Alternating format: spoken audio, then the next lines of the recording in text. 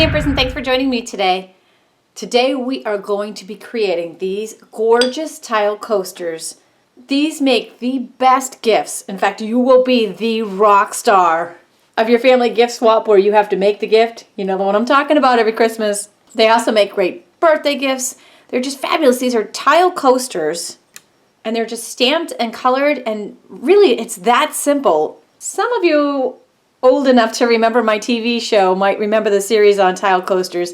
Today we're going to be doing them with a little bit of a twist, featuring Stampin' Up's Blendability Markers.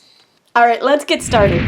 For my demo today, I'm going to show you how to make this beautiful butterfly with the Stampin' Up Swallowtail stamp. And if you're new to my YouTube channel, thank you, and be sure to subscribe so you don't miss any of these awesome videos. And to get all the information on everything I'm using today and to purchase these supplies, everything except the tile, that is, you can simply go to this URL, click in the link in the description below, or if you're on YouTube, you can click right on this video. I just did the whole rest of this tile video and I forgot to hit record. Blah! Okay, let's try this again. We'll start right back to where I was telling you about what kind of tile this was and where you can get it. Okay, so this is actually it's a natural stone marble floor tile. This is a 4x4. I got these at Home Depot. You can get them in other places. The name on this one from Home Depot is called Butterchino. And it doesn't have to be that exact one. It can be slightly different, but I definitely think the natural stone works the best. I'm using our Stays On Jet Black ink. And because it takes a couple minutes to dry, I went ahead and pre-stamped our swallowtail.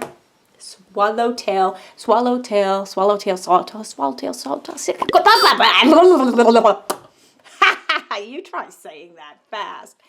I stamped our swallowtail butterfly stamp first. I also stamped it on a piece of just scrap printer paper and cut it out. And I'm going to use this as a mask. So now I can overlay a little hardwood background. Okay, I am inking up the background of our hardwood stamp with the Stays On. And then I'm sniffing it because it smells like almonds and I love the smell of this ink pad. Yes, she sniffs ink pads. True story. And then we're stamping right over that mask. And then when I lift it, actually the mask just came right up with, the mask came right up, which is fine because we don't need it. And here we're left with this gorgeous tile. It doesn't even need color. Look how beautiful it is with the hardwood behind the butterfly. It looks just like it's sitting on a wooden siding of a barn or house. Gorgeous! And now you're going to want to let that dry. It's going to take a few minutes. When we use pastels over these, it was okay if it wasn't totally dry because this is an alcohol-based ink pads and the blendabilities are alcohol-based markers. Sometimes these two don't always get along. So it's best that the tile is completely dry. So give it a few minutes. I'm going to be using my Stampin' Up Blendabilities Markers. These are two color families here, Pumpkin Pie and Cherry Cobbler. They're so pretty, aren't they? Each pack comes with 3 colors, a light, medium, and a dark. They're alcohol-based. And each marker has dual tips. One is a brush tip end and one is a fine tip end. I'll also be using a little bit from the Smoky Slate too. I will be starting with the lightest of the Pumpkin Pie. And I'll be coloring most of this in with the pumpkin pie and going over a lot of it with the darker colors. And if you have a little bit of bleeding, like mine isn't completely dry here, every so often I'll just take some scrap paper and just scribble until the black comes off your marker. Then I went in with the darkest of the Cherry Cobblers and did these darker areas. Each one is going to be a little different, and that's part of the beauty of it being handmade. I'm not taking the darker of the pumpkin pies, and I'm blending it. Although it's a stone tile, it's not going to blend as nice as paper, but it's still surprisingly well. I was impressed. And I'm just going around the darker areas of the image,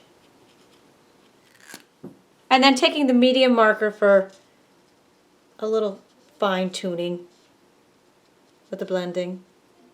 The darker of the Smoky Slate is actually going to touch up any areas where it just needs a little extra dark. Sometimes some of the image is lighter in certain areas, and this just touches some of that up. And once you have it colored to your desire, you can add these little fuzzy feet. These are just 3/8 inch felt pads. Just to the back to protect your furniture. And then you can take it outside and spray it with an acrylic finish. And I do a couple of light coats. Do a really light coat, let it dry, do another really light coat, and that will seal it in. And then your tile coaster is complete. Really, that's all there is to it. They're just so gorgeous and beautiful, and really will make people go, wow. Here's just a couple of other samples that I've done with some of the other stamp sets that we have. And I'll post all of this information for these, as well as everything I used on the butterfly coaster as well, on my blog. Be sure to visit my blog for hundreds more videos, daily inspiration, and my Facebook page where I post multiple times daily. Thanks so much for joining me today.